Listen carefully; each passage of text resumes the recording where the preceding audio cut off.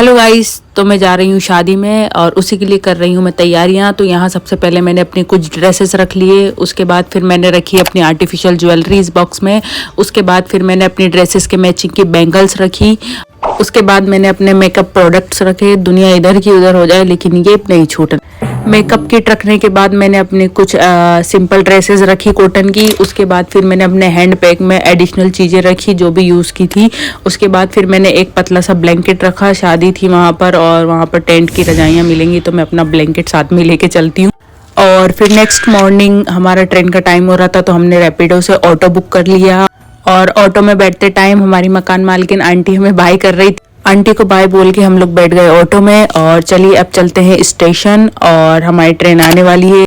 और ट्रेन में मुझे एक बहुत ही प्यारी सी मेरी सब्सक्राइबर मिली और ये मेरी फर्स्ट सब्सक्राइबर थी जिन्होंने मुझे पहचान किया।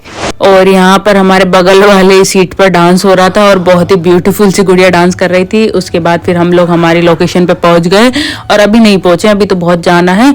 और यहाँ पर मैं देख रही हूँ कहीं हम सही स्टेशन पे तो उतरे या पता नहीं कहीं उतर के चल दिए, नींद के नशे में ही चल रहे हैं। और यहाँ पर हमें पिक करने के लिए कार आ गई थी तो हम लोग सबसे पहले जाएंगे छोटे जीजा के यहाँ और उनके यहाँ जाके चेंज करके फ्रेश होके अच्छे से उनके साथ फिर उनको भी लेकर हम लोग जाएंगे शादी वालों के यहाँ। तो यहाँ पर मैं पहुँच गई थी जीजा के ससुराल और इसीलिए मैंने थोड़ा सा घूंघट ले लिया था। और उसके बाद फिर हम लोग जीजा को लेके तैयार होके शादी वाले घर पहुँच जाते। और यहाँ पर मैं देखती हूँ हमारे वेलकम के लिए खड़े रहते हैं दूल्हे राजा। तो यहाँ पर मैं ड्राइव करके आई हूँ तो मेरी पूरी ओढ़नी वोढ़नी मैस हो गई थी तो मैं उसी को सही कर रही थी। और फिर आते से हम लोग फटाफट रेडी होते हैं और यहाँ पर हो जाता है महिला संगीत स्टार्ट। लेकिन जब मैं कैमरा उठाती हूँ शूट करने के लिए तो मैं देखती हूँ ये सब लोग मुझे घूर क्यों रहे हैं ऐसे। ठीक, लेकिन कोई बात नहीं, हम बेशर्मों की तरह फिर भी शूट करेंगे। और उसके बाद ये देखिए महिला संगीत का सेटअप कुछ इस तरीके से था और ये रही मैं। अब आप सभी लोग कमेंट करके बताओ कि मैं कैसी लग रही। और यहाँ मैं भी सभी लोगों की तरह वेट कर रही थी अपना डांस का नंबर आने का।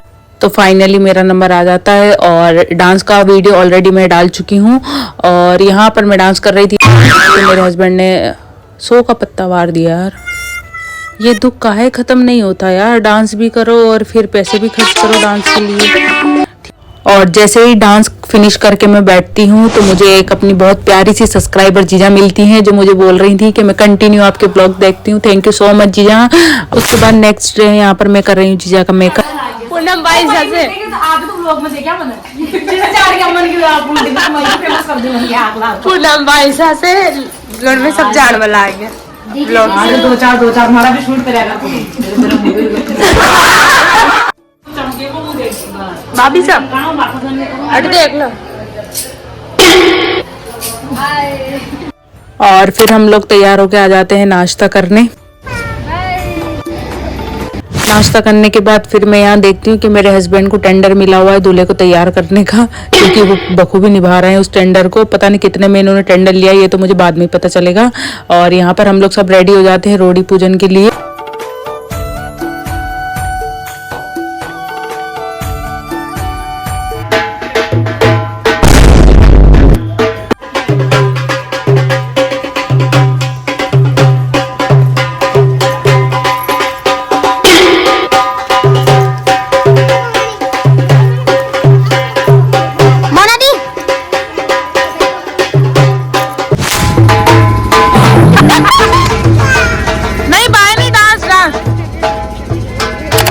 और फिर हम लोग निकल जाते हैं रोड़ी पूजन के लिए। और ये कुछ लोगों की नजर तो मेरे कैमरे पे, अब ये दो महिलाएं देखो टुकुर टुकुर जी जी जी। और फिर ये दूल्हे को तैयार करने वाले टेंडर वाले आ जाते हैं वापस से। और यहाँ पर कुछ रस्में होती है रोड़ी पूजन की। और फिर यहाँ पर दूल्हे की मम्मी ढोल की पूजा करती हैं।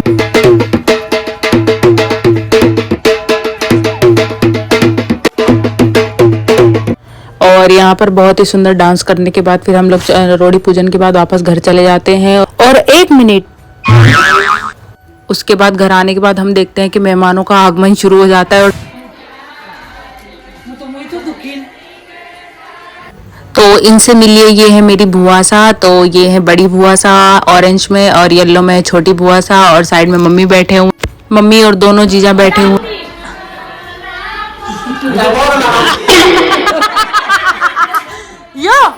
यो कंजर है, कंजर माँ का काम को।